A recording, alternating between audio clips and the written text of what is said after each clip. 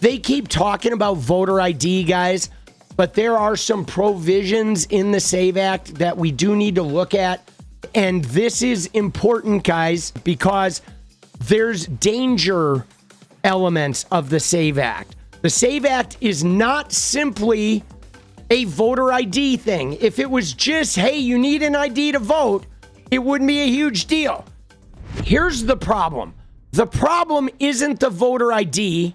The problem are some of these particular nuances. Number one, there's a voter purge program. So there is this system, a data purging system called SAVE that DOJ used to purge a bunch of shit from the federal government. But this SAVE system, guys, is completely unreliable. Now, what it requires is every state has to take this DOJ federal tool and they have to purge their voter rolls regularly.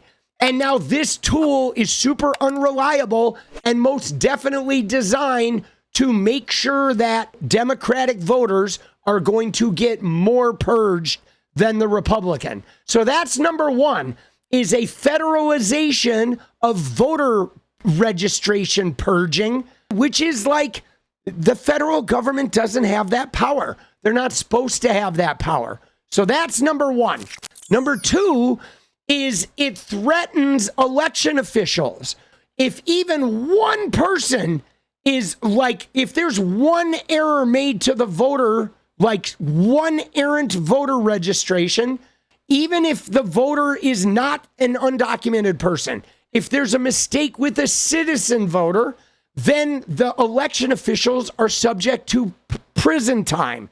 Now, the obvious problem with this is if they want to get rid of an election official, all they have to do is get a citizen or somebody to get registered with one kind of error, and then they can prosecute the election official and remove them. So that, again, makes it so they can have power anywhere they want. And you can try to, like, get an election official put in jail. Okay, right? That's number two. Number three, anyone that registers to vote or changes their registration, or if they re-register after they got purged, now they have to reprove their citizenship in person with either a passport or a birth certificate. Okay, so now, guys, again, you have to get a passport, and which is expensive, and a passport requires you to send your documents to the federal government, and potentially they lose them and never send them back, and you never get your passport. Okay, so requiring a passport puts you in danger of losing your documents if the administration never sends them back or they lose them, right? So they have, again, a way to lose documents, and you don't get a passport and you can't register. But now they require this every time you move, every time you register, and if you get purged by the unreliable SAVE system, you have to now have a passport or the birth certificate to reprove your citizenship, and you have to do it in person, which means they can close these offices months before the election. They can restrict the number of in-person appointments, et cetera, et cetera. Again, it's a choke point to be able to prevent registration. Okay, number four, you can't use a real ID anymore. And so the thing is only 5 states mark citizenship on the real ID, which means all the other real IDs that don't have citizenship markers, your real ID is now useless. And that real ID was expensive, and you got your documents to get it. And now the thing is the real ID could be presented with a birth certificate, but that's not going to work if the woman is married. Now she's got a real ID. She goes in with her birth certificate, but the names don't match because she got married. So the real IDs are now fucked. And again, it omits marriage certificates, which means that if the woman can't afford to get a passport, or she doesn't have easy access to her birth certificate or whatever, now she can't take her marriage certificate to register. So they put a barrier for poor and or like rural living people that don't have easy access to their birth certificates that may already have a real ID. So guys, this thing is designed to suppress, to create hurdles, to create choke points where they can slow or deny the registration or re-registration of people. And you ready?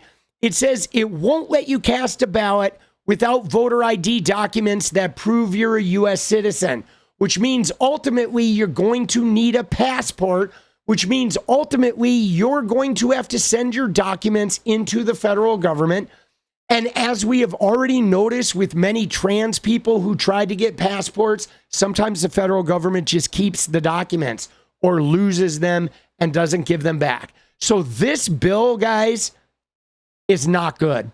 This bill is not it is not a voter ID bill, guys. This bill is a purge voters, make it hard for them to re-register, and give the federal government multiple choke points with which to prevent people from either registering or voting, and taking the power away from existing ID systems and making them have to do the most expensive, most complicated option that then puts them at risk of actually losing their documents. And now with an administration that lies and that cheats and that it obfuscates at every corner, that lies about shootings and all this other shit, even when we have verifiable evidence, giving them this much power over denying people's ability to vote, you can't trust them. This is unreliable. And now what's problematic is you have people like CNN, you have they're saying, oh, 80% of America, 71% of America says we should have voter ID, but they're not talking about what's really in this bill. This bill is not just voter ID, guys.